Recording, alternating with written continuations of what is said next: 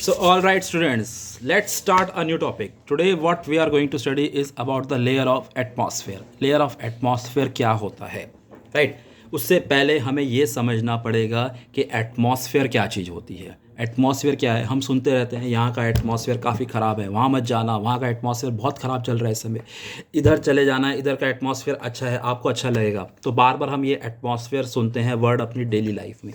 ये एटमॉस्फेयर शब्द का मतलब क्या है, राइट? और एटमॉस्फेयर और एयर में डिफरेंस होता क्या है? ठीक है, बहुत से लोग एटमॉस्फेयर और एयर को एक ही चीज़ समझते हैं. ठीक है, तो एटमॉस्फेयर क्या है? एटमॉस्फेयर एक थिक लेयर ऑफ एयर है, एक थिक लेयर ऑफ एयर है जो कि अर्थ सरफेस के आसपास है, राइट?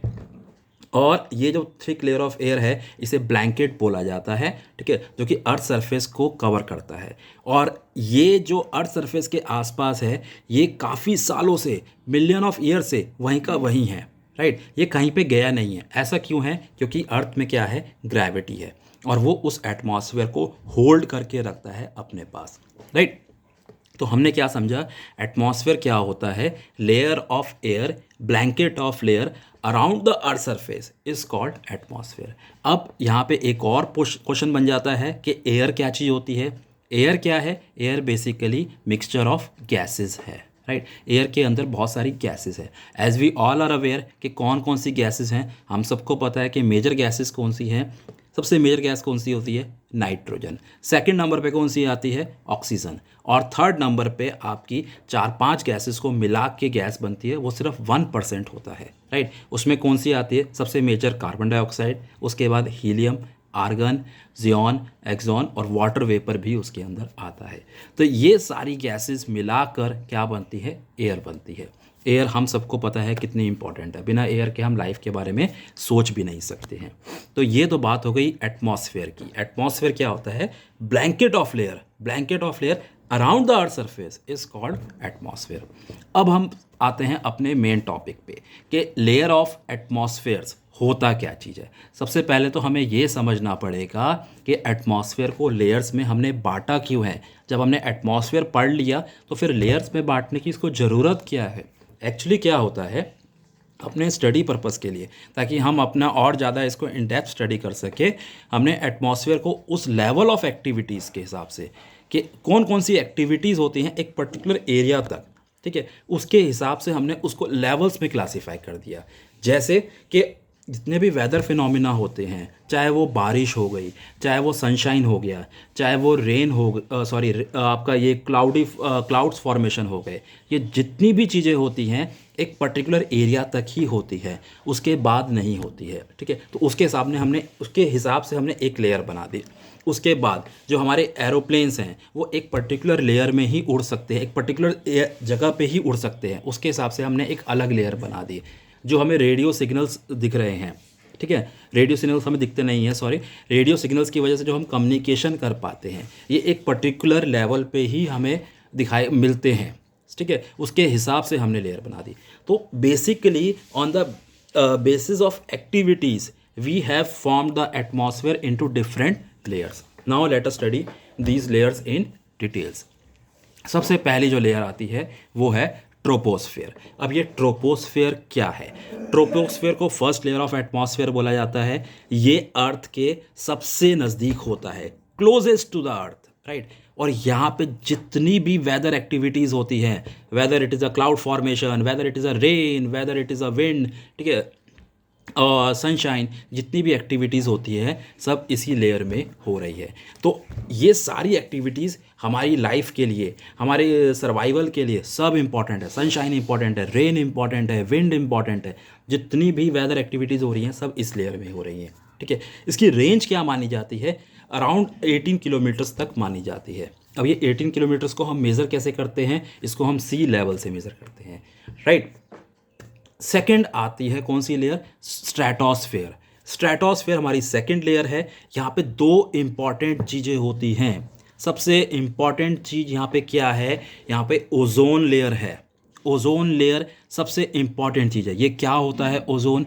ओजोन लेयर हेल्प करती है हमें अल्ट्रा वायलेट किरणों से बचाने के लिए.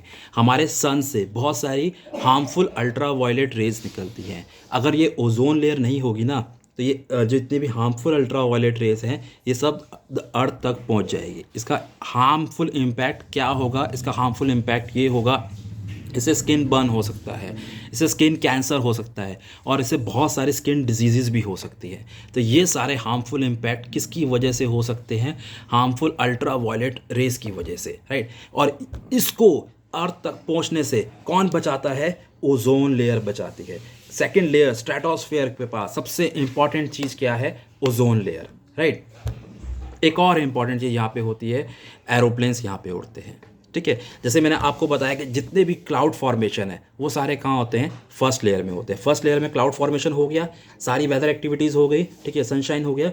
अब यहाँ पे एरोप्लेन आराम से उड़ सकता है, ठीक है। और यही रीज़न है जब एरोप्लेन उड़ता है हमें उसकी स्पीड नहीं महसूस होती है, उसकी स्पीड बहुत ज़्यादा होती है, क्योंकि यहाँ पे एकदम एटमॉस्फेयर मतलब कोई वेदर एक्टिविटीज़ नहीं हो रही है। हमें ये लगता है कि एरोप्लेन जो है उड़ नहीं रहा अगर हम उसको दूर से देखेंगे, राइट।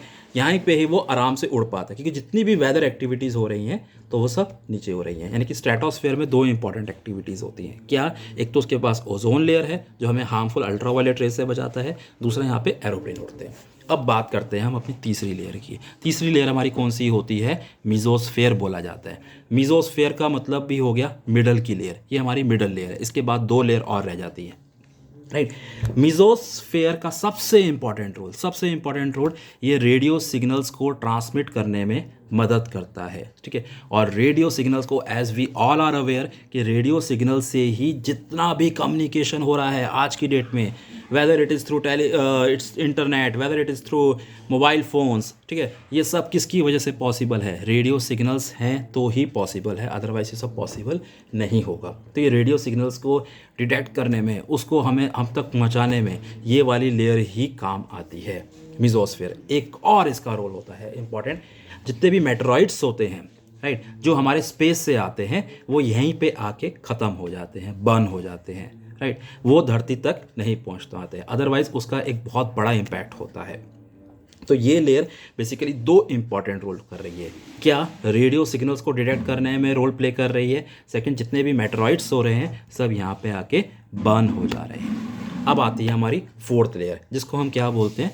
थर्मोस्फेयर। ये हमारी फोर्थ लेयर होती है। ये हमारी लेयर क्या होती है? यहाँ पे टेम्परेचर जो है वो थिक हो जाता है, ठीक है। और ये हमें किस चीज़ में मदद करता है? सबसे इम्पॉर्टेंट रोल जो इस लेयर का होता है, हमने इसरो का नाम सुना हुआ है, ठीक है, हमने नासा का नाम सुना हुआ है, और भी जो स्पेस एजेंसीज़ हैं, ठीक है, जैसे यूरोप की स्पेस एजेंसीज़ हैं, ठीक है, और भी वर्ल्ड की जो स्पेस एजेंसी है हम सबके नाम सुने हुए हैं, ठीक है। ये अपने सैटेलाइट्स लॉन्च कर रहे हैं जिन्हें हम आर्टिफिशियल सैटेलाइट्स बोलते हैं, राइट। जितनी भी आर्टिफिशियल सैटेलाइट्स होती हैं वो सब यहीं पे जाके ही ट्रैवल करती हैं, ठीक है। इसी लेयर में आके ये सारी सैटेलाइट्स ट्रैवल करती है। लास्ट लेयर आती है जिसको हम बोलते हैं एग्जॉस्फेयर।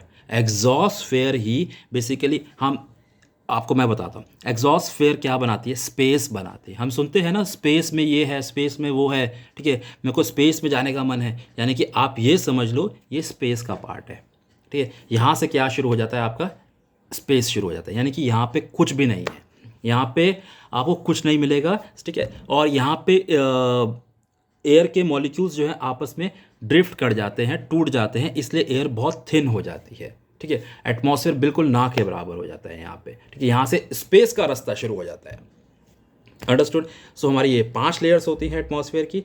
ट्रोपोस्फेयर, जितने भी वेदर फिनोमिनाज होते हैं वो ट्रोपोस्फेयर में होती है। क्लाउड फॉर्मेशन ट्रोपोस्फेयर में होता है, राइट। सेकंड होती है हमारी स्ट्रेटोस्फेयर। दो चीज़ों के लिए इंपॉर्टेंट है, एक तो एरोप्लेन फ्लाई होते हैं वो स्ट्रेटोस्फेयर में होता है, और दूसरा कौन सा होता है यहाँ पे? स्ट्रेटोस्फेयर में ओजोन लेयर होती है जो हार्मफुल अल्ट्रावायलेट रेस से हमें बचाता है। तीसरी लेयर हमारी कौन सी होती है? मीजोस्फेयर। इसके भी दो इंपॉर्टेंट रोल्स हैं। ये मेटेरॉइड्स यहाँ पे आके बर्न हो जाते हैं और रेडियो सिग्नल्स को डिटेक्ट करने में इंपॉर्टेंट रोल प्ले करता है।